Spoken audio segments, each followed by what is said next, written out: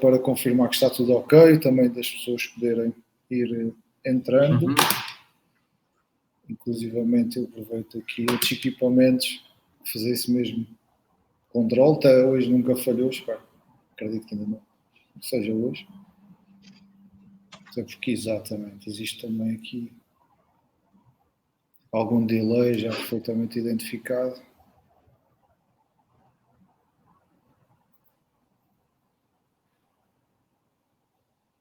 Acho que neste momento sim, já.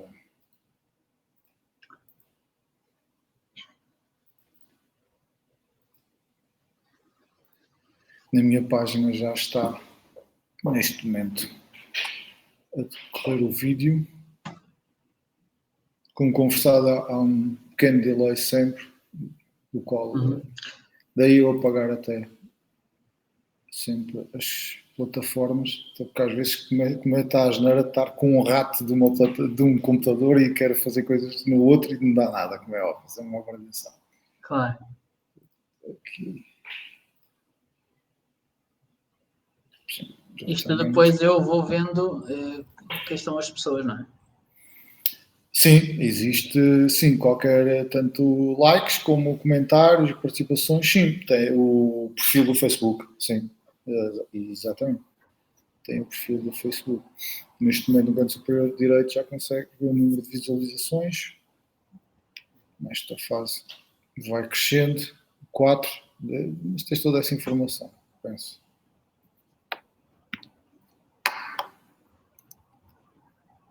Isto é uma hora que se tem notado com o reativar da economia das profissões, é uma hora que se tem notado que começa a ser uma hora que as pessoas já vão dando mais ocupadas. Pelo menos tenho tido essa sensação. Mas pronto, para além do direto, o vídeo ficará eternamente na internet, não é? Para além de fazermos um direto, fica também gravado.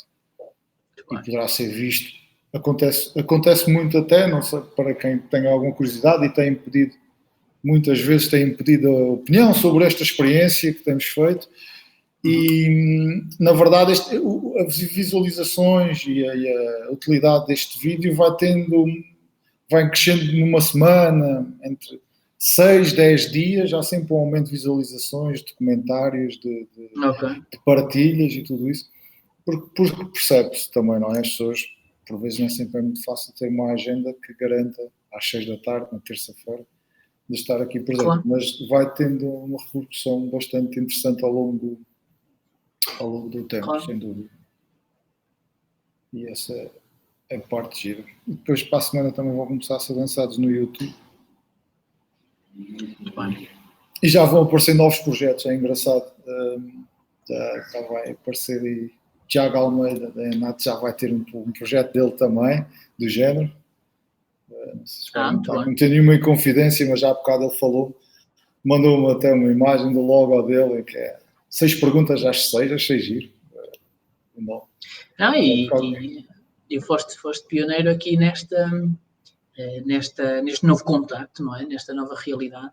Porque, na verdade, também tivemos que, no fundo, nos adaptar a esta forma de comunicação que, na verdade, já existia, não é? Quer dizer, nós não estamos aqui a descobrir propriamente nada de novo.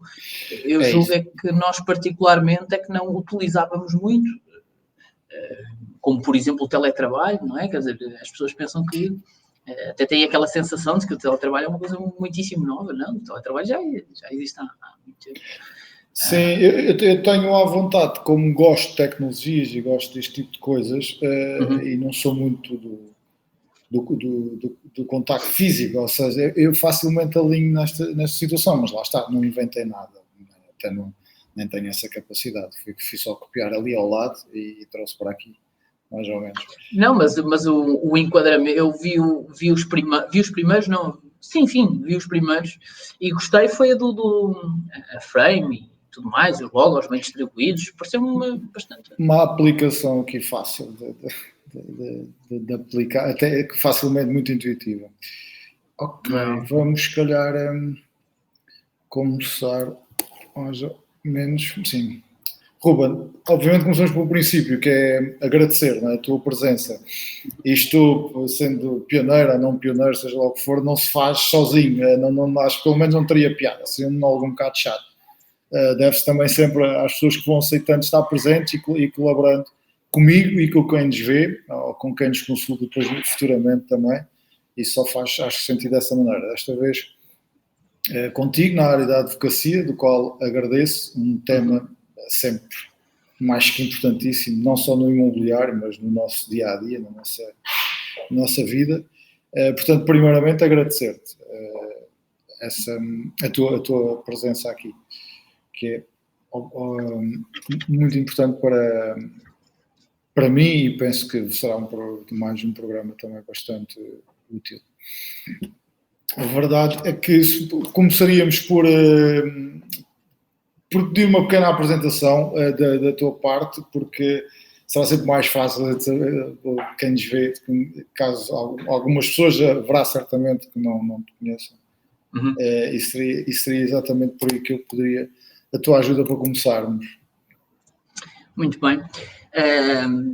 Eu devolvo a simpatia dos cumprimentos iniciais, naturalmente, e em ti cumprimento todos aqueles que nos veem agora e nos vão vendo certamente ao longo da tarde, e portanto agradecer-te esta oportunidade, porque não é teres o advogado cá, é teres um cidadão comum que, percebendo ou dominando um pouco mais sobre uma determinada matéria, vem aqui também prestar a sua colaboração.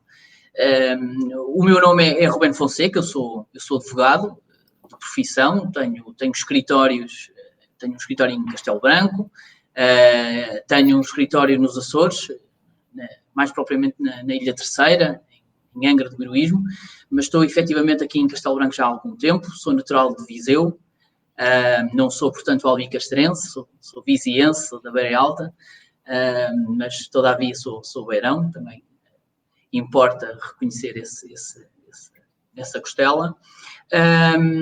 E dizer-te que foi com muito gosto que aceitei este convite por duas ordens de razão. Acho que, e nós já estávamos a falar nisso, primeiro porque dás aqui um pontapé de saída de algo que efetivamente já existia, mas pouco utilizado, que é estas modalidades de esclarecimento público e que emprestam também à sociedade civil o seu contributo, não é? Que efetivamente nestes períodos mais conturbados, e efetivamente nós já vamos ver que este é um período mais conturbado, as pessoas, no meio de tanta confusão, de tanta ansiedade, de tanta preocupação, nós não estamos a falar, é óbvio que não estamos a falar de uma guerra, mas é óbvio que também não estamos a falar de algo de suma importância, estamos a falar aqui de um inimigo invisível que efetivamente tem feito moça e muita moça e fará certamente no futuro. E, portanto, dar-te aqui este parabéns, em primeiro lugar, parabenizar-te sobre este formato de eventos, já houve outros, recordo que já houve quem viesse aqui esclarecer sobre seguros, sobre a banca, e, portanto, são temas da atualidade importantíssimos e que intervêm diretamente na vida das pessoas. Em segundo lugar, dizer, que isto é importante também esclarecer em abono da verdade, isto não se trata de um consultório jurídico, ou seja, não há aqui nenhuma vertente, digamos que de consulta, há aqui uma vertente, digamos que de partilha de informações, e é nessa ótica de tertúlia, de conversa informal, desempoeirada, até de alguns termos que nós temos vindo a ver aí em alguns debates, com muitos termos técnicos, coisas que às vezes até passam um bocadinho despercebido pelo cidadão comum, porque na verdade o cidadão comum não sabe se a lei é 1A, se é 14C, se é 4C, se é 10A, isso escapa-lhe um bocadinho. E esta conversa é, enfim, entusiasmante justamente por isso, é que estamos aqui a falar, enfim, nós os dois, mas certamente na linguagem que todos gostam de ouvir e que todos querem ouvir. Portanto, nessa lógica, também dar aqui o meu contributo, obviamente, falando de alguns assuntos que me parecem efetivamente pertinentes. Isto chama-se a advocacia no imobiliário, mas podia ser bem o imobiliário na advocacia, portanto, o impacto da vertente imobiliária na advocacia. Mas julgo que seria redutor, nós na preparação desta nossa conversa, já fomos alinhavando outros temas, isto depois, até porque estamos perto dessa nova região, isto vai ser como as cerejas, não é? A conversa vai-se desenrolando e, portanto, vão surgindo temas e espero que, de alguma forma, não entrando, obviamente, nas especificidades, porque convém sempre, João, deixa-me só dar-te aqui uma nota inicial para quem nos está a ouvir. Todo o esclarecimento que se dá neste tipo de tertúlias é sempre direcionado para a generalidade das pessoas. Quando um cidadão tem uma dúvida particular e que deve ser analisada casuisticamente, portanto, caso a caso, deve efetivamente procurar um advogado, seja ele qual for. Porque, efetivamente, bem sei que se tem desvirtuado esta ideia, eu confesso que gosto pouco que isso tenha entrado nesse ciclo, mas eu acho que cada um deve desempenhar as funções para as quais efetivamente está direcionado, formado, capacitado. E efetivamente as pessoas devem procurar aconselhamento jurídico especializado, porque efetivamente estas tertúlias devem ser esclarecedoras, todavia não resolvem o caso em concreto. E, portanto, o apelo é este: procurem sempre que a dúvida não se conjuga com a realidade que nós estamos a falar. O melhor é sempre procurar um advogado que é a pessoa mais habilitada para esclarecer a dúvida dos cidadãos. E, portanto, por mim, estamos perfeitamente à vontade, vamos dar o pontapé de saída, até porque o tempo começa a contar, não é? Sim, exatamente, e embora não haja aqui qualquer tipo de obrigatoriedade, mas temos tentado aqui mais ou menos dar um período de 1 hora a este programa, mais minuto, menos minuto, e sem qualquer tipo de impossibilidade de poder ser mais longo ou mais curto, essa também é verdade. Agradecer esse cuidado de manifestar que todos os casos aqui obviamente são falados de uma forma generalizada, nada como cada caso ser analisado com a entidade ou com o profissional dessa mesma área de forma individual, porque é a única forma. Tenho tentado referir-se ao longo, lá está, como seguros, empréstimos, já falamos aqui, até próprios consumos de energia no último programa. Nós tentamos aqui abranger temas, mas que cada realidade é uma realidade, sem dúvida alguma. E esta da advocacia, peço desculpa, mas esta da advocacia que é uma coisa muito curiosa, enfim, quem desempenha esta profissão percebe facilmente aquilo que eu estou a falar, é que há sempre um advogado na nossa família, ou seja, há sempre aquele que já teve uma experiência muito parecida e que acha que o caso é resolvido da mesma maneira. E, portanto, ou aquele amigo que já teve um primo que sofreu a mesma situação e que, portanto, resolve-se da mesma maneira. Não, a verdade é que não é assim, cada caso é um caso, por isso é que a profissão do advogado é uma profissão tão desgastante do ponto de vista intelectual, porque efetivamente somos um bocadinho como o camaleão, temos que nos adaptar a cada circunstância e, portanto, é essa também a nota. E por falar, aproveitando essa deixa do camaleão, é a altura deles nesta fase, não é? Com estes estados de emergência, calamidades e isto que temos vivido, esta é uma boa fase para que este ser tenha grande destaque do camaleão, parece. É uma boa metáfora. Exatamente. Queres, sem dúvida que estes últimos tempos, aquilo que eu entendo como mediador imobiliário, foram de grandes alterações, não é? A nível de legislação, não só na área imobiliária, mas em variedíssimos setores. E parece-me que depois de estar mais ou menos as situações de entrar numa alguma tranquilidade, alterou-se o estado entre calamidade e emergência. Portanto, quando começamos a achar que tínhamos algo para poder trabalhar, volta-se a alterar tudo. Isso acontece, por exemplo, na questão dos contratos de arrendamento, mas acontecem muito mais coisas. Queres-nos ajudar um bocadinho a entender isto melhor? Sim. Deixa só começar, como o outro diria, vou começar pelo início, não é? E o início dá-se a 18 de março, com a declaração do...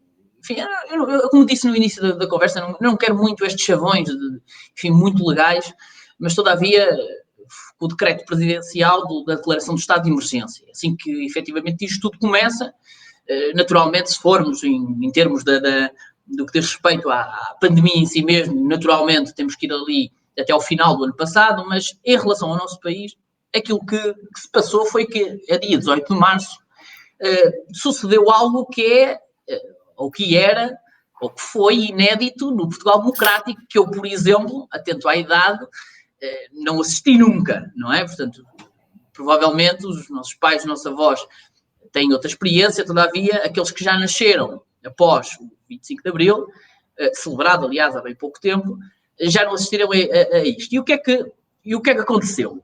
Basicamente, as pessoas podem até não ter tido essa percepção, ou a percepção foi meramente técnica, e eu acho que as coisas, quando são muito técnicas, acabam por não se sentir da mesma maneira.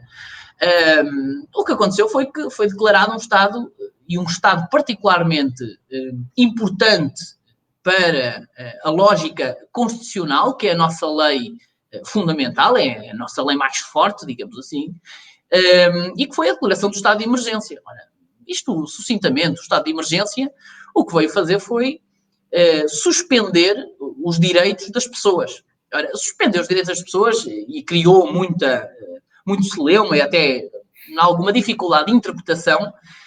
O suspendeu não significou, nem significa eliminar, retirar ou sequer omitir este tipo de direitos. Não foi nada disso que aconteceu. Eu, muitas vezes, até nas conferências que tenho participado, tenho utilizado a palavra que parece-me que é até feliz na designação, que foi uma realidade translúcida. Ou seja, ela estava lá, portanto, os nossos direitos estão lá, todavia estavam suspensos.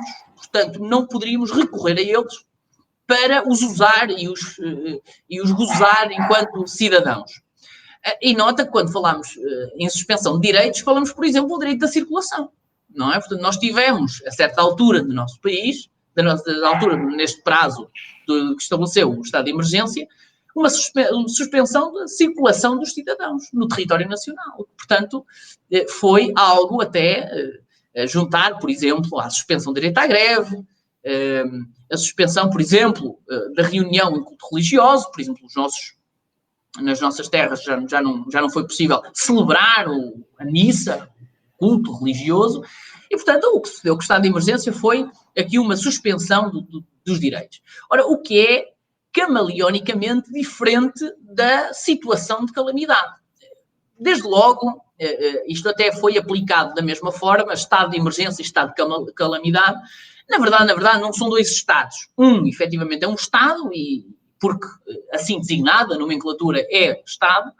O outro é uma situação, e situação essa que se designa por situação de calamidade. Ora, a situação de calamidade é um bocadinho diferente do estado de emergência, desde logo por um motivo.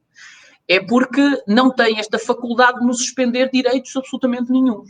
Ou seja, enquanto o estado de emergência poderia retirar, suspender, colocar de forma translúcida o direito dos cidadãos, a situação de calamidade não tem essa faculdade. Porquê? Porque, ao contrário do estado de emergência que foi decretado por decreto presidencial, não é? Portanto, tem sempre o seu percurso legislativo, enfim, Assembleia, Governo, para aplicação, etc., etc. A situação de calamidade é aplicada pelo órgão administrativo, pelo Governo e pela Autoridade Nacional de Proteção Civil. Portanto, a situação de calamidade está inscrita numa lei própria, com regras próprias, que é o regime geral da Proteção Civil. Pronto. O que é que acontece? Não será muito difícil nós lembrarmos qual foi a última vez que nós tivemos uma situação de calamidade. vocês lembram-se, certamente, lembras-te tu e lembra-se quem nos está a ouvir, do verão e dos incêndios de 2017. Enfim, esse infernal verão que nos trouxe alguns dissabores também enquanto povo, foi declarada a situação de calamidade. Portanto, não é para nós, enfim, para nós enquanto cidadãos e para os juristas em particular, esta situação, esta declaração não é assim tão nova, porque efetivamente há relativamente pouco tempo nós tivemos esta situação. Portanto, para balizar esta circunstância de que efetivamente é diferente. Mas o que é que mudou em termos práticos? Bom, em termos práticos, eu julgo que deveria ter o efeito consciencializador, em primeiro lugar. Porque o estado de emergência, aquilo que pretendeu foi um recolher obrigatório de forma a mitigar e a não propagar o vírus que está por aí. A situação de calamidade pretendia devolver aos cidadãos essa possibilidade de circulação, de agrupamento, de voltarem a reativar os direitos que tinham, mas que, todavia, pretendia a mesma coisa, que era as pessoas continuarem a ficarem conscienciosas do perigo que, enquanto sociedade, nós vivíamos. Eu julgo que mais importante do que a lei era justamente este objetivo. Enfim, parece-me a mim que está a ser relativamente alcançado, mas que efetivamente teve e tem repercussões práticas. É que as pessoas já circulam, em primeiro lugar, não é? Portanto, aquela ideia de que as pessoas já não podiam fazer certas coisas, agora devolve-se àquela esfera que falava translúcida de direitos, os direitos todos. Portanto, nós voltamos, eu no outro dia numa conferência disse, isto se fosse um videojogo, nós voltávamos a ter as vidas todas. Portanto, nós voltámos, efetivamente, a ter todos os direitos à nossa disposição e, portanto, fez-se e faz-se aquilo que nós vemos hoje em dia aqui nas nossas cidades, que é o retomar desta aparente normalidade. Ora, efetivamente, isto em termos práticos, e uma vez que estamos aqui até num setor particularmente, enfim, abrangido por esta circunstância, que é o imobiliário, portanto, os valores do arrendamento, da compra e venda, enfim, por aí adiante, o estado de emergência, efetivamente, balizou num determinado espaço de tempo regras próprias. Foram as regras de exceção e que contemplaram alguns regimes excepcionais, por exemplo, no que diz respeito ao arrendamento. Ora, o que é que aconteceu aqui? E dar só esta nota, porque quando nós falamos nisto, até parece que isto continua a acontecer. Eu devo dizer que esta aplicação no tempo, ao contrário, e tu deves sentir isto muitas vezes na tua vida, que às vezes a lei do arrendamento tem uma aplicação complicada no tempo, porque há rendas de 1956, e há rendas de 2001, e há rendas de 99, e nós às vezes ficamos um bocadinho, enfim, confusos qual é a lei a aplicar. Neste caso, este regime excepcional foi muito claro na aplicação do tempo. A aplicação do tempo era até ao fim do estado de emergência, mais 30 dias. Portanto, aqui não há dúvidas nenhumas, que nem merece outro tipo de análise. Ou seja, era bom, por exemplo, que esta nossa conversa tivesse surgido, por exemplo, há 1 ou 2 meses atrás, porque aí estaríamos na plena vigência daquela lei que nós estamos a falar agora, que concedia aquele regime excepcional, por exemplo, no pagamento da moratória no que diz respeito ao pagamento das rendas. Ora, e o que é que dizia essa lei? Que, efetivamente, claro que com alguns critérios, poderiam os arrendatários, os inquilinos, na designação mais vulgar, poderiam lançar mão deste regime excepcional para poderem, de alguma forma, aliviarem. E este foi sempre a intenção do zelador. Na minha opinião, não me parece que houvesse sequer outra ideia por trás do zelador que não fosse de ajuda, efetivamente, às pessoas que por esta vicissitude se viram, em casa por regime de teletrabalho, 2, por férias obrigatórias para poderem, enfim, ajudar também a sua entidade empregadora e, no limite, até aquelas pessoas que perderam o emprego. Não é? Porque, infelizmente, e nestas circunstâncias, nós temos, e no espectro, enfim, legislativo, nós temos sempre quem olhe a lei de boa fé, e esse é sempre o pressuposto, mas também há quem se aproveite da lei para fazer, digamos que umas marotices. E no que diz respeito aqui na área laboral, no direito do trabalho, muitos foram também aqueles que foram, enfim, despedidos, dispensados do seu local de trabalho, também sempre com esta justificativa, que em alguns casos colhe, noutros nós sabemos que é perfeitamente abusivo. Mas regressando àquela lei de exceção dos arrendamentos. Esta lei quis, sobretudo, proteger e destinava-se a uma coisa muito em particular, que era a manutenção dos contratos de arrendamento. Ora, esta era a intenção do legislador por trás desta elaboração desta lei, que foi fazer com que estes contratos de arrendamento, não obstante a situação mais dramática, mais melindrosa dos portugueses, poder de alguma forma ajudá-los, criando aqui um regime que pudesse estender, dilatar no tempo este pagamento de rendas. E basicamente dizia o seguinte: quem quisesse aderir a esta moratória, aliás, há pouco tempo tiveste um convidado que também falava de moratórias, mas bancárias. E uma moratória não é a suspensão. Aliás, a moratória não é a desobrigação. A moratória é também uma dilação no tempo, é empurrarmos, se quisermos, com a barriga, o pagamento dessas rendas. E neste caso a lei também era muito criteriosa, e é criteriosa, também no que diz respeito ao fracionamento. E como é que se faz isso? Em duodécimos. Ou seja, quem quisesse lançar mão desse regime excepcional teria naturalmente que comunicar, e como bem sabes, a formalidade no arrendamento seria sempre por carta registada com aviso de recepção para o senhorio. A lei também dizia com 5 dias de antecedência, exceto naqueles que começavam logo em abril, poderia ir até 27 de abril, comunicando, dizendo que queriam lançar mão, que queriam aproveitar, que queriam ser beneficiados com aquele regime. E aquele regime, portanto, em bom rigor, terminando o estado de emergência, portanto, o estado de emergência termina a 2 de maio, 2 de maio mais 30 dias, portanto, seria 2 de julho. Portanto, esta moratória vingava até dia 2 de julho. A partir daí, na minha opinião, isto, obviamente, que nem o Estado tem este condão, nem, na verdade, nós, enquanto cidadãos, temos, digamos que, esta expectativa de que o Estado nos vai dar alguma coisa. É óbvio que não era essa a intenção. A intenção era, digamos que, aliviar um bocadinho o fardo pelas circunstâncias que eu falei há bocado. E agora, em junho, os portugueses, aqueles que lançaram mão desta moratória, ver-se-ão numa circunstância particular, é de pagarem uma renda mais um duodécimo, não é? Portanto, ou seja, de verem acrescentada à renda que já tinham que pagar, naturalmente, no mês correspondente, aquele duodécimo, que é um crédito, digamos assim, passo a expressão, não é rigoroso o termo, mas o crédito que tem para com o senhorio.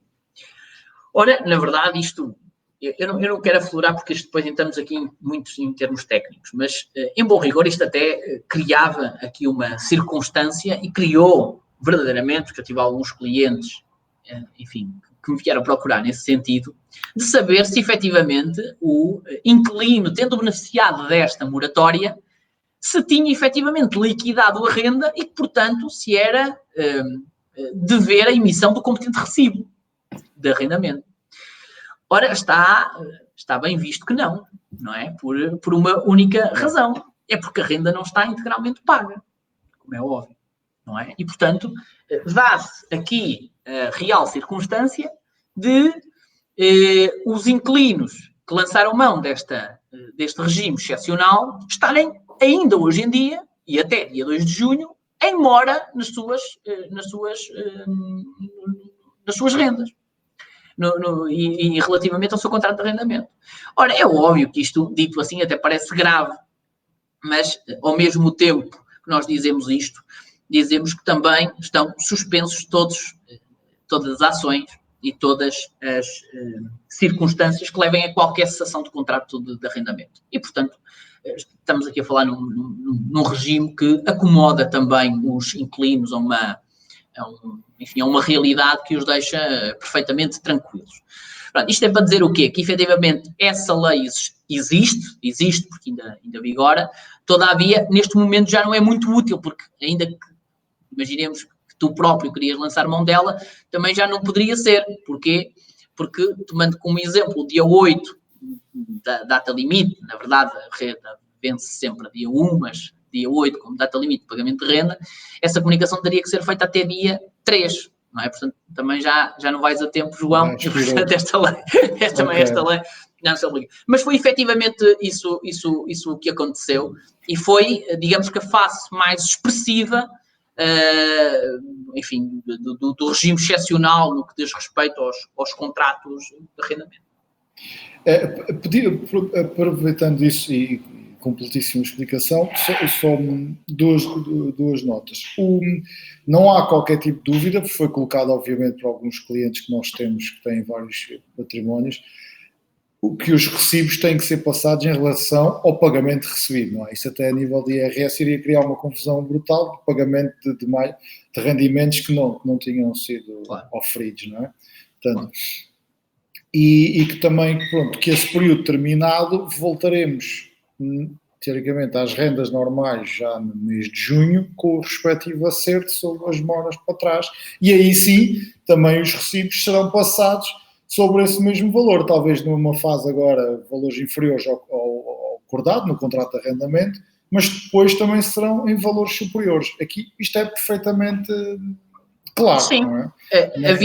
Havia uma questão que se levantava, que era, e aqui estou a dizer que se levantava esta questão, de saber como efetivamente a renda não estava integralmente paga, se havia lugar, respeitante à mora, àquela indemnização, que tu também bem conheces nas ações de despejo, que antigamente era de 50%, agora não, agora é de 20%, se aplicava.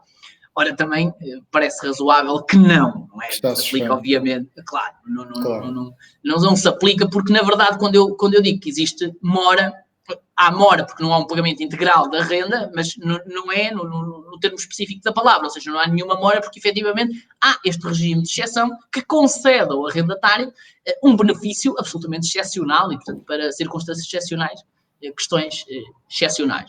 Dar-te só aqui, pronto, para passarmos a outro tema, em relação ao arrendamento. Eu passei ali ao de leve, mas gostava de deixar isto também um bocadinho mais claro. Em relação, porque também a lei assim o dizia, e a lei assim o diz, particularmente interessante é o facto desta lei se prolongar agora no tempo.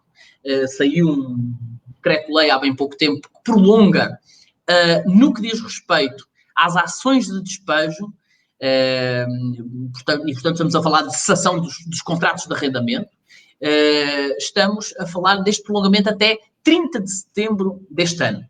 Ou seja, sejam em ações pendentes, sejam em ações que os senhorios estejam a cogitar, intentar no tribunal para, enfim, despejar o arrendatário, vão sofrer com esta suspensão de prazos, porque neste momento vivemos também, em relação aos prazos judiciais, uma equivalência às férias judiciais. A gente sabe que nas férias judiciais não há prazos a correr, com a devida exceção, os prazos urgentes, como é evidente, e, portanto, nesta medida, em relação à cessação dos contratos de arrendamento, também aqui está tudo suspenso e, portanto, qualquer ação que seja intentada, isto não significa que não se intente ações de despejo, o que acontece é que chegam ao tribunal e ficam suspensas.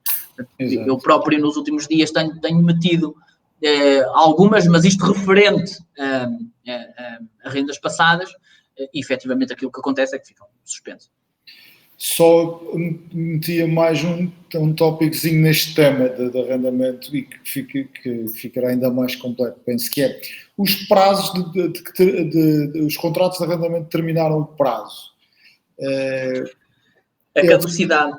A caducidade do mesmo, sim. Sim, é o mesmo regime, ou seja, também está suspenso. Ou seja, o que é que acontece?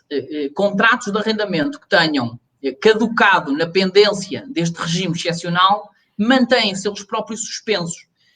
Ora, isto não significa que, por exemplo, agora vamos a um caso prático, imaginemos que eu sou teu inquilino num determinado imóvel que tu tens arrendado, e tu dizes, Ruben, olha, muito bem, estamos a viver estes tempos mais conturbados, todavia o nosso contrato de arrendamento terminou agora no dia, ou vai terminar agora no dia 30 de maio, ou no dia 31 de maio, não sei se o mês tem 30 ou tem... O mês tem 31 dias. Portanto, termina agora no dia 31. Ora, o que é que acontece? Acontece que este prazo está também suspenso, exceto se eu concordar, naturalmente. E aí eu posso perfeitamente também resolver a minha vida, enfim, delinear a minha vida, por forma a eu cumprir a caducidade deste contrato. Agora, regra geral, e lembremos, enfim, tu sabes disso, que a caducidade é também uma forma de cessação do contrato de arrendamento e, portanto, também está suspenso. Até também ao 30 de setembro deste ano. Sim, okay. Nota que a intenção é por demais clara, não obstante todas aquelas derivações mais perversas, se nós quisermos, na aplicação da lei. Aqui parece-me que a intenção do legislador foi o valorizar o direito à habitação, não é? Portanto, e nesta época de maior precariedade, porque efetivamente nós já começamos aí a ver as taxas de desemprego já começam e vão subir ainda mais, as famílias estão completamente de corda ao pescoço e, portanto, o que acontece, passo a expressão, e o que acontece é que efetivamente aqui o legislador quis acautelar o direito ao arrendamento e ao direito, naturalmente, de cada cidadão ter a sua habitação e, portanto, nesse sentido, está perfeitamente acautelado. E acho que vem até por trás também alguma tranquilidade às famílias que já tanta inquietude têm nestes tempos, não é? Que por variedíssimos motivos, pelo menos do lar, fica pelo menos acautelado. Até sim, eu chamo só a atenção por o seguinte, porque nós, quando olhamos, naturalmente, isto é quase como olhar para uma ação laboral e, naturalmente, temos a intenção de nos colocar ao lado daquilo que nós pensamos que é o elo mais fraco, que normalmente é o trabalhador. E nós aqui também é a mesmíssima coisa, em contexto análogo, nós temos sempre aqui a sensação de que o elo mais fraco é o arrendatário. Dar-te só esta nota de que há muitos senhorios que vivem do pagamento de rendas, ou seja, sim, vivem justamente da recolha destas rendas. E, portanto, não vendo no final do mês, isto não significa que não vão ver o dinheiro. Não veem claro, naquele mês em particular. E, portanto, é ali, eles próprios também se colocam aqui numa situação de bastante vulnerabilidade, não é? Portanto, e aqui acabam por sofrer um bocadinho por danos colaterais.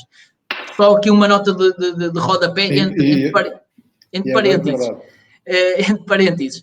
É que existem também concessões de crédito a taxas zero, a juro zero, para ajudar justamente estes senhorios que, não tendo outra fonte de rendimento, e bem sabes que há muitos que a única fonte de rendimento é os contratos, são os seus arrendamentos, os seus imóveis, é o investimento imobiliário, e, portanto, existe uma concessão por parte do Estado, em termos de crédito, a juros zero, como digo, que efetivamente para fazer face a esta circunstância particular dos senhorios. Que neste momento, na verdade, estão completamente nas mãos do inquilino, porque a decisão é quase unilateral em relação aos pagamentos e aos prazos, ou não, portanto é unilateral. Claro, basicamente. Claro, como é evidente, não é?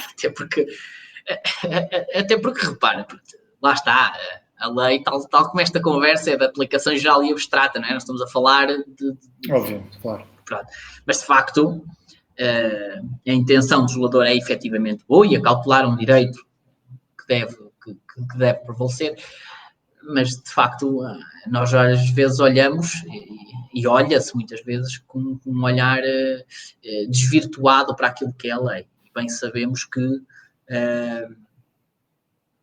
acabamos por ficar aqui numa situação de algum, enfim, de alguma acabamos por ficar reféns, não é? Os senhorios acabam por ficar reféns. Eu não queria usar esta palavra, mas efetivamente é isso que acontece. Bom. Neste momento, sim. Pegando no apoio, esse crédito que falaste de juros zero, na eventualidade de ser necessário dos senhorios poderem recorrer a isso, também o apoio à família nestes tempos tem sofrido aqui alguns ajustes, não é? À realidade. Sim. Aqui, jeito de parêntese, que eu penso também algum cuidado deste governo e da legislação se enquadrar o mais rapidamente possível dentro daquilo que é possível às realidades do momento, não é? Eu acho, pelo menos como cidadão normal, tenho obtido esse cuidado. Claro que elas normalmente não são perfeitas, também não sei se existem perfeitas, mas tem havido esse cuidado. No apoio à família também não foi exceção, para aquilo que eu vou percebendo, mas que obviamente agradeço a tua ajuda para melhor entender.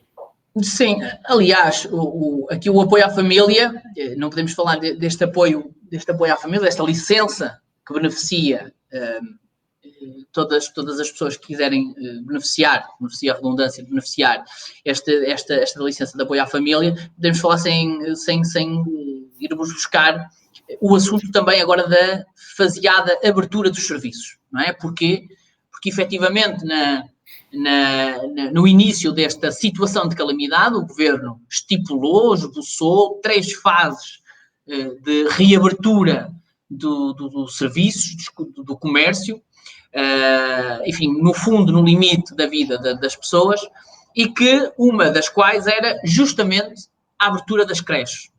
E ainda bem que tu falas nisso, porque existe ainda muita gente a debater-se com esta circunstância de, naturalmente, estar em casa, porque os miúdos ainda não podem ir para a creche, mas que, efetivamente, a partir do dia 18 de maio já poderão numa primeira fase. E depois 1 de junho, já abrirá para toda a gente. Ora, o que é que aqui ressalva em relação a esta declaração da situação de calamidade? É que, efetivamente, e isto é o que diz a lei, efetivamente todos os pais, mães, que quiserem continuar a prestar apoio aos filhos e, portanto, não quiserem colocá-los já no dia 18 nas creches, poderão, querendo, continuar a beneficiar dessa licença de apoio à família, sem qualquer penalidade, até dia 1 de junho, naturalmente, porque depois aí a abertura já será para todas as creches, e efetivamente este regime já não se aplicará. Dou nota excepcional, ou de exceção, a quem está em casa a trabalhar através do teletrabalho, porque obviamente, tal como as pessoas também já sabem, este regime de teletrabalho não é compatível com o benefício da licença, mal na minha opinião, enquanto pai, que não é compatível com este regime da licença de apoio à família. Portanto, esta é a nota a dar. Sim, diz-me. Não, exatamente. Eu também penso que seria justo que fosse compatível o teletrabalho com o apoio à família. Sim, portanto, esta é a nota a dar da resolução do Conselho de Ministros. E não sou pai, portanto, talvez, se calhar, um bocadinho menos tendencioso. Eu não sou pai.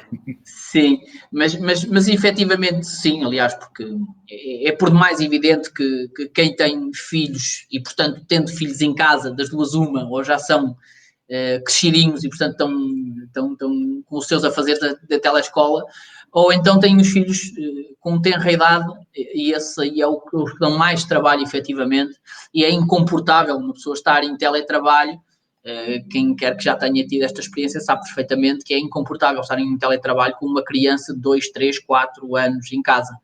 Portanto, é manifestamente impossível, tanto do ponto de vista da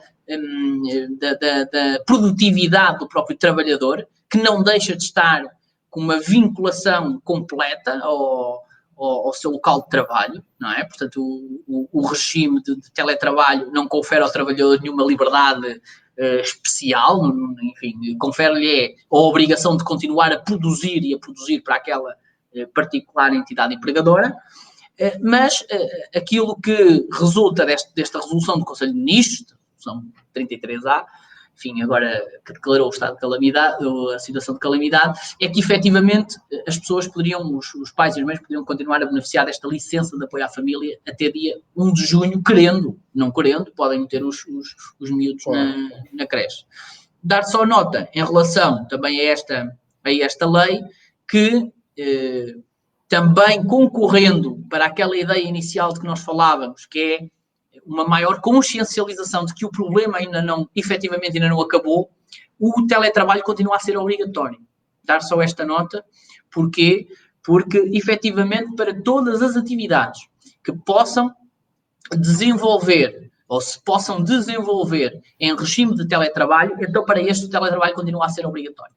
Está bem? Portanto, não há aqui, claro, naturalmente que um operário fabril não pode estar nunca em teletrabalho, mas um bancário poderá estar, enfim, um empregado, um funcionário, um colaborador de um escritório de contabilidade poderá estar em teletrabalho e, portanto, dar só esta nota. E há bocado quando falávamos, a conversa é com mais cerejas, dar também só aqui um lamiré em relação a esta questão do teletrabalho.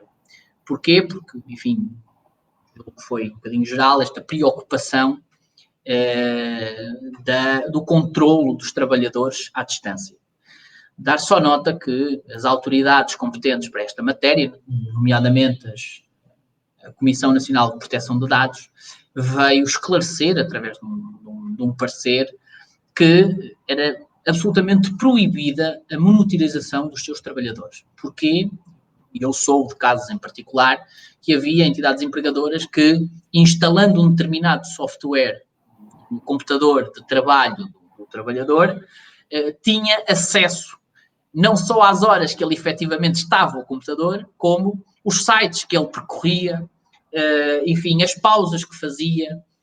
Ora, não nos esquecemos que o empregador não pode fazer isso. Porquê? Porque digamos que o controlo não se estende a esse nível. Ou seja, é absolutamente proibido, e aliás, violador dos direitos do próprio trabalhador, que possa o empregador estar a monitorizar, como se estivesse aqui a controlar, efetivamente até está a controlar, aqui o desempenho profissional do trabalhador. E isso também veio, desde logo, foi logo à cabeça, veio a Comissão Nacional de Proteção de Dados esclarecer que isso era perfeitamente violador dos direitos dos trabalhadores, portanto era proibidíssimo por lei, e foram até levantados alguns processos. Enfim, as pessoas continuam muito preocupadas com o número de horas de trabalho para calcular produtividades, quando sim. Acho que essa forma está completamente desajustada. Mas percebo. É só dar uma vista de olhos nos países nórdicos e vemos que... Sim, sim, mas continua tudo muito preocupado nas 8 horas diárias e esta situação atual eu penso que é mais um sinal que podíamos perceber isso, que há empresas que continuam a produzir e a fazer coisas com pessoas em casa, com horários de trabalho reduzidos. Sim. E pode haver faturações a reduzir também, como há, obviamente, por motivos óbvios, falta de clientes e isso, mas a produtividade por setor ou por trabalhador, há muitos casos que até acredito que tenha aumentado por vários motivos. E era bom que servisse pelo menos de exemplo para algumas melhorias no futuro. Mas tenho dúvidas, confesso que tenho dúvidas. Sim, até porque este regime em particular do teletrabalho, como disse há bocado, não nasceu agora, ele já existe de aplicação pelo empregador, assim ele queira. Agora, efetivamente, é essa mudança. Eu costumo dizer que a lei não impõe tudo, não é? Acho que tem que haver uma mudança de mentalidades que nos possa, a nós próprios, obrigar a mudar o nosso tipo de comportamentos. E, efetivamente, o teletrabalho não cobrirá o espectro da realidade dos trabalhadores portugueses. Mas vai-se aproveitar, certamente, a muitas pessoas. E, portanto, em vez de... E eu conheço colegas até de profissão que, trabalhando para uma determinada empresa, estão em regime de teletrabalho, até afastadas da sede da própria empresa, portanto, estando a alguns quilómetros de distância. Portanto, havendo esta consciencialização e esta delegação de poderes por parte do empregador, eu julgo que o teletrabalho é uma ferramenta, claro que agora se revelou, mas eu ouvia no telejornal, uma altura qualquer, em relação à Suécia ou à Finlândia, o teletrabalho era uma coisa que nem era sequer relevante, porque eles próprios já o praticavam. Sim, exato. Isso acontece um bocadinho no meu trabalho, que é mails e comunicações e telefonemas e isso. Já fazia tanta coisa em casa que acaba por não ter grande alteração no meu dia-a-dia sobre isso. Mas percebe-se que há muita gente que continua preocupada em ver o seu funcionário, ou como queiram chamar, as 8 horas no escritório, só assim é que ele rende. E pronto, acho que não faz de facto sentido. Não. Mas vai continuar a ser, acho, regra ainda, pelo menos na minha opinião. Vamos ver. De teletrabalhos e afins, um ponto que tenho que trazer, para além de ser ligado ao imobiliário, será também um tema agora a começar a ser falado, porque poderá ser em breve uma realidade. Parece-me a mim ainda com variedíssimos pontos, arestas a limar, mas escrituras online, voltou-se a falar disso, já é uma situação pretendida por muitos há tempos, há anos, parece-me. Neste momento voltou a ser tema, não sei se será desta vez não, pelo que eu percebo, não, da verdade de ouvirem outras conferências, e isso parece-me que há uma intenção da associação de tornar isto realidade, o governo se calhar também está mais disponível. Será ou não será? E vantagens, pronto, no seguimento do teletrabalho, vantagens poderá ter, mas gostaria de saber também qual a tua opinião sobre este tema das escrituras online que tanto se fala agora. Podem vir a aparecer. Escrituras, nascimentos, divórcios, autenticações e demais afazeres.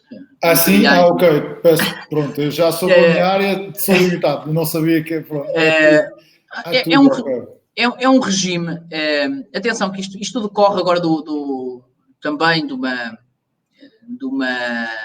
uma ideia do Conselho de Ministros, agora do dia 7 de maio, que quer de alguma forma, isto nem sequer está, atenção, isto não é lei, portanto não existe.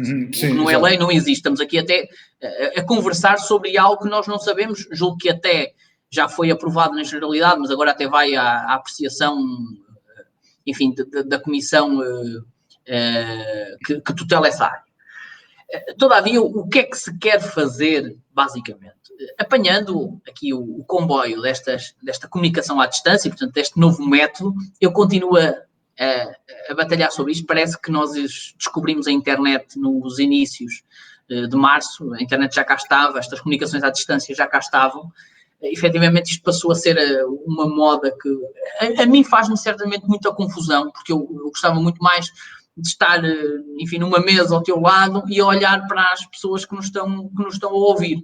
Eu, no outro dia, estava, que é uma coisa que gosto de fazer particularmente e para a qual tento sempre invocar a minha maior virtude, que é para os atos judiciais, para o contencioso judicial, estamos a falar nos tribunais, nos julgamentos. Eu estava num julgamento, estava a fazer umas alegações, mas sinceramente aquilo eu não sentia nada. Não é? Ou seja, nós estamos a falar para uma máquina e, portanto, na verdade, cavalgar-se agora esta novidade da comunicação à distância para estender isto a outras realidades, como seja, por exemplo, das escrituras públicas, mas há mais. Portanto, o que diz, na verdade, isto é a comunicação do Conselho de Ministros, o que diz é que foi aprovado um decreto-lei que estabelece um regime experimental para a realização de atos autênticos, termos de autenticação, documentos particulares, lá está, escrituras, e reconhecimentos à distância. Ora, eu não tenho nenhum problema com isto, como é evidente, não tenho nenhum problema, até porque é a área que eu pratico pouco. Todavia, levanta-me aqui um incómodo enquanto jurista. É porque o ato notarial da escritura é um ato que impõe alguma solenidade, não só pela presença, como alguma certeza jurídica pelo ato que se vai praticar. Ou seja, não é à toa que as pessoas estão presentes, se lê o conteúdo do documento, da escritura, e se retificam assinaturas. É porque isto tem toda uma solenidade, tem todo um espectro, tem todo um ritual de certeza e segurança jurídica que o próprio legislador quis impor. Eu muito estranho que agora se possa, digamos, arredar deste espectro registral esta segurança jurídica. É esta a minha única dúvida. Ou seja, à distância funcionará como funcionará em moldes normais. Por exemplo, eu incomodo com uma coisa. Como é que eu faço um reconhecimento de uma assinatura presencial? Na verdade, não está presencial. Ele não está ao pé de mim. Não é? Portanto, repara, as dúvidas que eu levanto não são dúvidas digamos, da hermenêutica jurídica. Isso aí o legislador lá saberá. Eu levanto dúvidas do ponto de vista formal, da forma e até do conteúdo da coisa. Não é? Portanto, até porque me parece que as consequências em termos desta nova modalidade de aplicação deste regime experimental, de realização à distância de atos, poderia levar sempre a uma consequência dramática. Exemplo prático. Pode ser até risível, mas é um exemplo prático. Bom, eu vou fazer uma escritura contigo e estou pelo meu computador. E, entretanto, no final da escritura, e isto já não interessa para rigorosamente nada, eu desligo o computador. Chego ao pé de ti e digo, efetivamente, olha, ouvi tudo, não sei o que mais. Se estiver de má fé, eu posso não só impugnar a escritura como anulá-la. Ok. Não é? Porquê? Porque eu posso usar justamente dessa má fé em proveito, obviamente, de uma circunstância que não me é aproveitável, porque na verdade eu concordei em estar presente, concordei em ouvir, concordei em assumir aquele ato à distância, mas como vimos há pouco, a lei é de aplicação geral e abstrata, e portanto haverá muita boa gente que aproveitará estas lacunas para ter benefício próprio. Eu vou dizer que, sinceramente, não acho, do ponto de vista enfim, prático, nenhuma vantagem, sinceramente. Eu julgo, sim, João, eu acho que já há tantas recomendações das autoridades das autoridades da Direção-Geral de Saúde e outras que regulam esta pandemia para nos protegermos, para mitigarmos, para não transmitirmos este vírus, que eu julgo que se nós formos mais ávidos a cumprir estas regras, nós podemos poupar aqui muita chatice. E esta, efetivamente, é uma chatice. Sinceramente, é como digo, não acho que tenha vantagem absolutamente nenhuma, até porque, deixa-me confessar-te aqui, na pendência desta pandemia, nasceu a minha filha e eu não consegui fazer o registro dela online. Portanto, eu não consegui fazer o registro dela online. Eu tive que marcar no conservatório e fui lá, naturalmente, munido com os acessórios da moda, para fazer o registro. E foi relativamente rápido. Portanto, ou seja, eu acho que, pronto, nessa matéria estamos aqui também a derivar, mas efetivamente não acho que haja um proveito por aí além. E pode ser um pouco também, tem-se cometido esse erro, na minha opinião, um erro que é agora ir atrás de transformar tudo online, não é? Porque, como falavas e bem, uma reunião destas com as pessoas que nos estão a ver mais nós presencialmente, a pessoa e o presencial, o online nunca substituirá o presencial. Pode ajudar, não é? Pode ajudar no dia-a-dia, pode ajudar, mas nunca substituirá. E aí também nesses dados também acredito que haja algumas diferenças significativas, saltando a parte da lei, de cumprir a lei, ou de contornar a lei, como já deste o exemplo. Podemos estar aqui também a exagerar um bocadinho nisto agora, de transformar tudo online. Sim, e daí se calhar ter vindo à baila novamente. Até porque, pronto, eu julgo que até a própria intenção, ela própria tropeça, portanto, naquilo que se pretende, não é? Porque, repare, eu até do ponto de vista da enunciação, não é? sem estarmos aqui a ser muito específicos, até na enunciação daquilo que se pretende, a prática de atos presenciais à distância. Isto toca-me logo a sineta de contraditório. Não é? Quer dizer... obviamente nunca li isso, mas lendo assim está fácil. Sim, mas não é? Quer dizer, até porque a lei é muito clara e reserva para o presencial a prática de certos atos. E falo por um motivo muito particular. É porque a certeza que as pessoas, que o cidadão, em geral, tem na outorga daquele ato, não é? Agora, aqui no mundo mais imobiliário, por exemplo, falando de um documento particular dedicado a uma escritura, por via da escritura, tem que ser muitíssimo grande, não é? Porque nós estamos aqui a falar em alienações de propriedades, não é? Quer dizer, nós estamos aqui a falar em ir ali ao café, tomar um café e depois arrepender-me do café que tomei, efetivamente, não é? Nós estamos aqui e muitas vezes envolvido também com um processo de financiamento, Ora, 40 anos, e normalmente é um ato que tem particularmente, o resto da vida.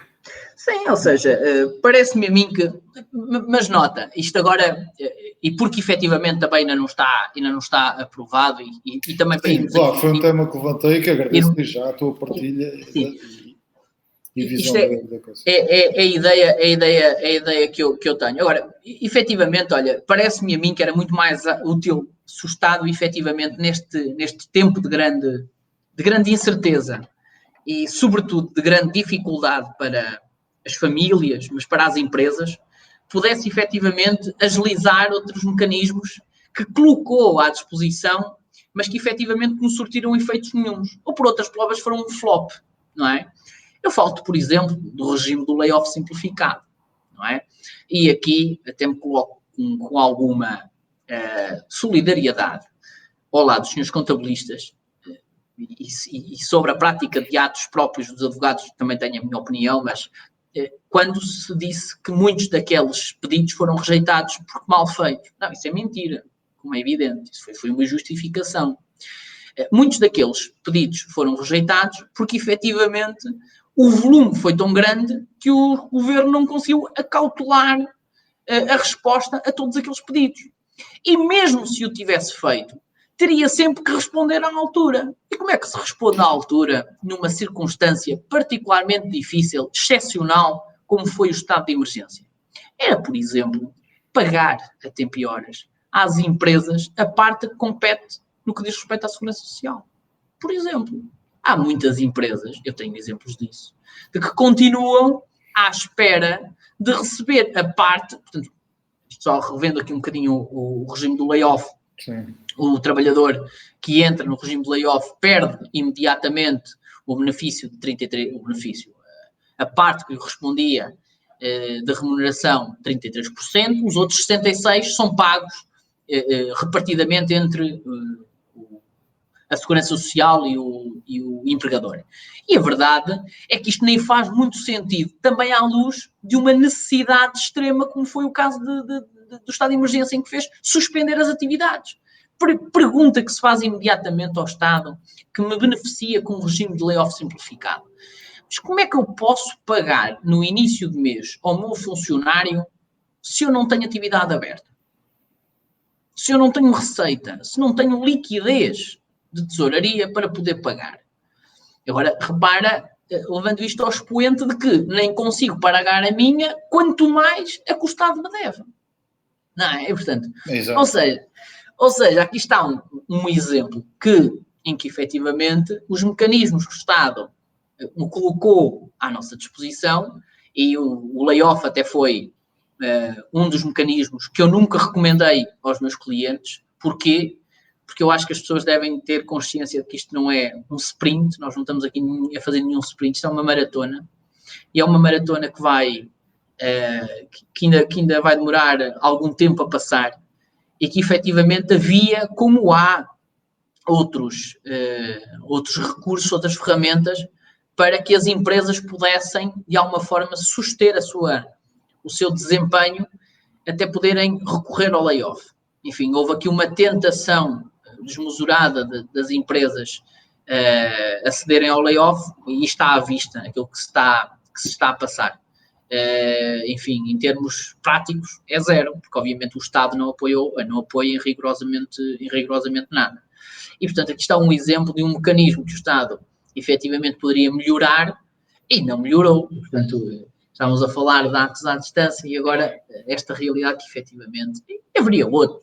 Enfim, por exemplo, bastava o Estado pagar enquanto enfim, adquirente dos serviços, dos bens e serviços aos seus fornecedores, não é? Porque o Estado deve a muito fornecedor. Bastava que pagasse. Levantado esse tema, não é? Eu penso que, se calhar, algum delayzinho na tua internet, Ruben. Estás-me a ouvir? Eu estou perfeitamente, agora sim. Ok. Ok, daqui houve aqui, pelo menos ficou aqui um delay no som, recebeu o teu som, mas acho que está a Ok, ver. ok. Alguma quebra, porque há pouco falavas que a internet não foi descoberta agora em março, até pelo contrário, porque ela começou foi a falhar ainda mais em março, ela funcionava com tal é os consumos que ela começou a ser mais fraca, começou a esconder-se mais agora em março, portanto, de apareceram novidades, zero mesmo, só alguns falhos foram encontrados.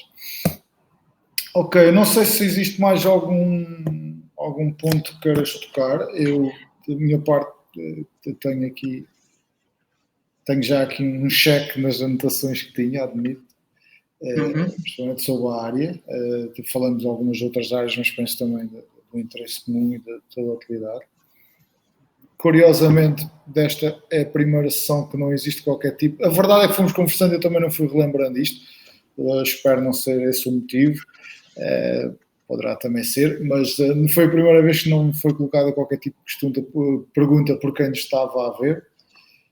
Daquilo que me toca sobre os temas também conversados, abordados, eu próprio também não faria, porque a explicação e a tua ajuda foi obviamente perfeita e na linguagem entendível, que às vezes há esse problema de técnica e dos artigos e isso. Neste caso não houve qualquer tipo de questão, espero que seja por isso e acredito perfeitamente que tenha sido esse o motivo.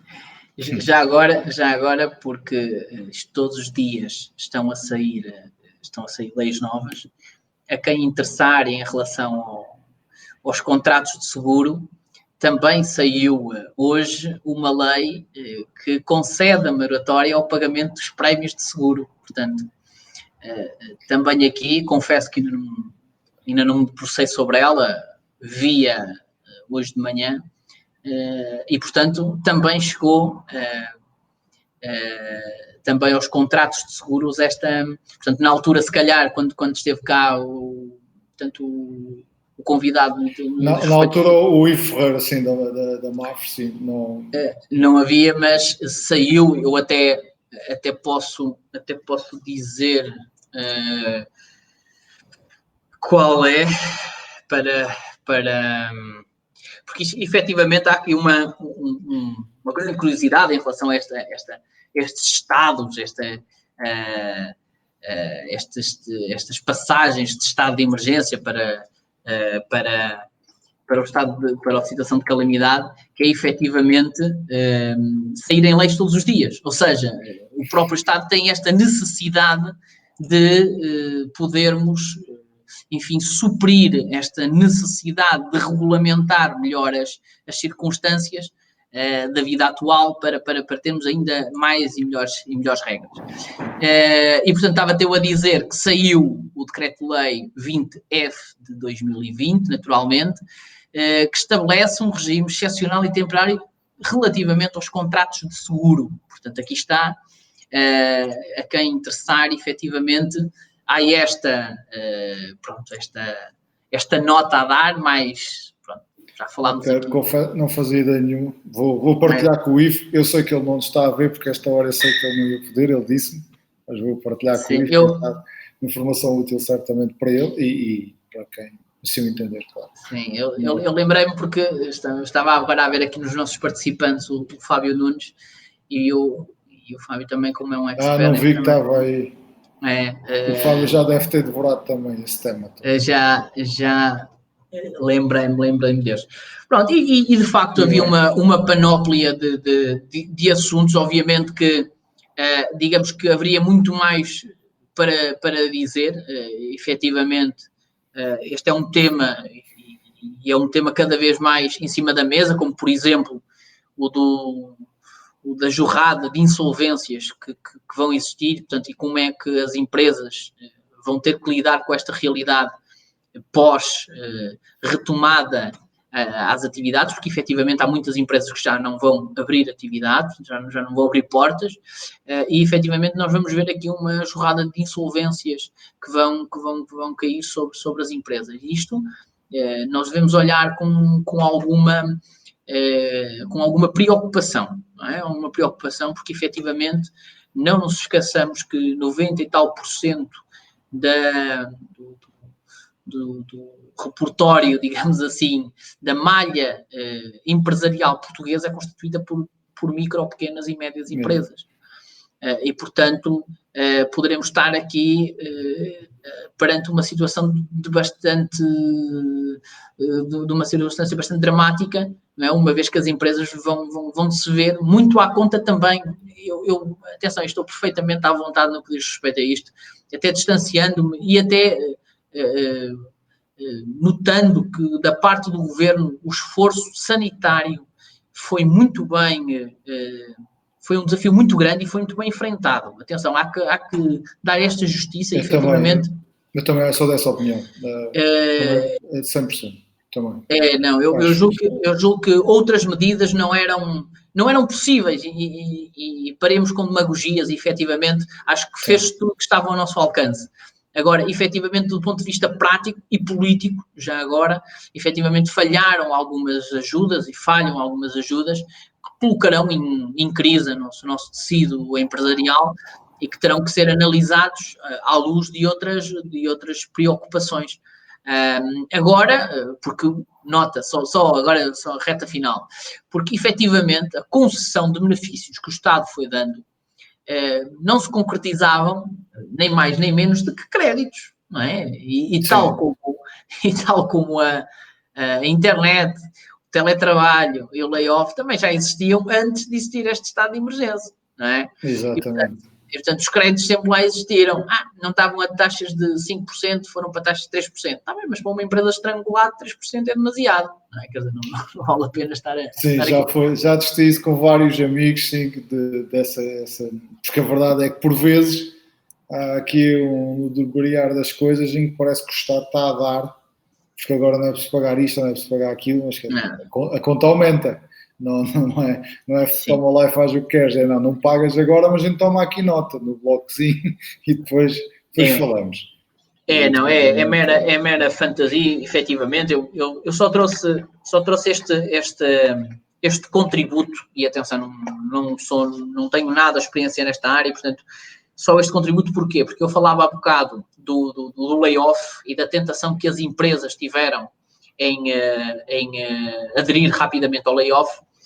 Agora aparece por parte do IFP, veremos depois as candidaturas e as submissões que correrão os seus trâmites normais, mas agora surge por parte do IFP, para todas as empresas que estejam interessadas, e está ainda a decorrer, não sei se já está aberto ou não, mas estará certamente a decorrer nos próximos tempos, um incentivo financeiro extraordinário para quem?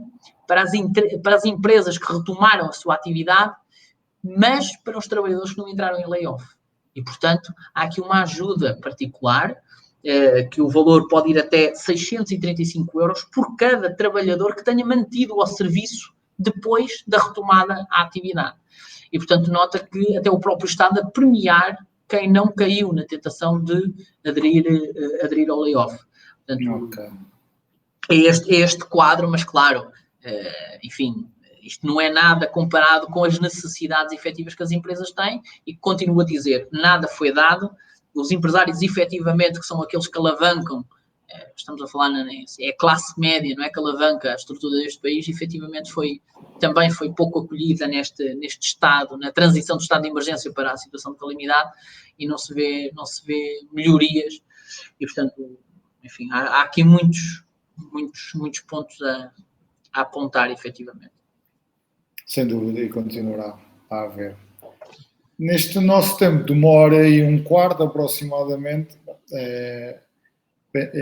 quero, obviamente, agradecer-te a tua intervenção e como excelente orador, sem dúvida alguma, e claro que é ótimo, às vezes estes temas neste meio ou desta forma podem se tornar um bocadinho complexos a nível de técnica e linguagem, mas no teu caso agradeço desde já esse cuidado, foi uma conversa e uma troca não de opiniões, mas de pontos de vista e tudo isso que fica muito mais fácil de compreender, e por isso mesmo agradecer, para além da disponibilidade, toda esta partilha de conhecimento, como é óbvio, que tão útil é e que tanta alteração tem sofrido nos últimos tempos, como quase todas as áreas, na verdade.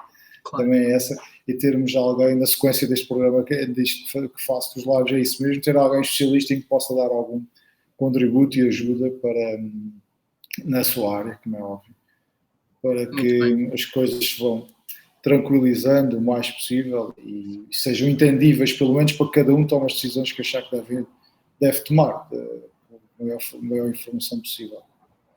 Ruben, naturalmente. agradeço mais uma vez. Quem sabe, em breve fazemos sobre algum tema mais específico. A velocidade é muito grande, o que vai acontecer, portanto pode-se justificar. Claro.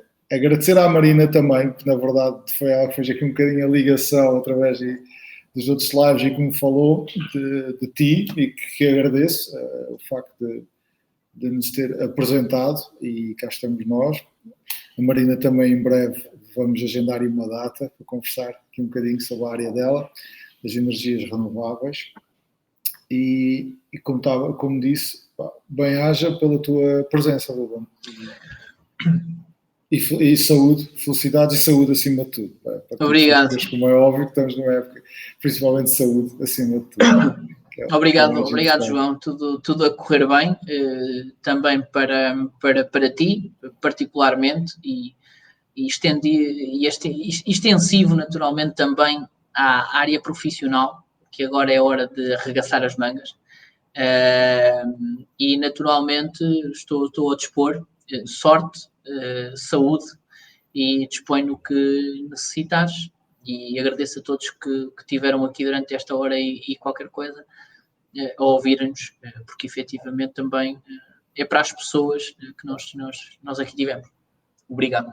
Exatamente, obrigado eu, mais uma vez. Relembro só que este live vai passar a ser de 15 em 15 dias, uma vez também que este retomar da atividade profissional complica um pouco a semanal, e vamos passar de 15 em 15 dias. Já temos agendado daqui a 15 dias, à mesma hora, ao mesmo dia, nas terças-feiras, mas de 15 em 15 dias. O próximo será, salvo erro, dia 26. Até lá, o que pudermos ser úteis, tanto eu como todos os meus convidados, até à data, neste caso o Ruben Fonseca, disponham. É um gosto poder ajudar, e os nossos contactos estão por aí, é só usá-los. Boa tarde a todos, o resto é um bom dia. Ruben, até à próxima. Um abraço, até à próxima. Obrigado, João. Tchau, tchau.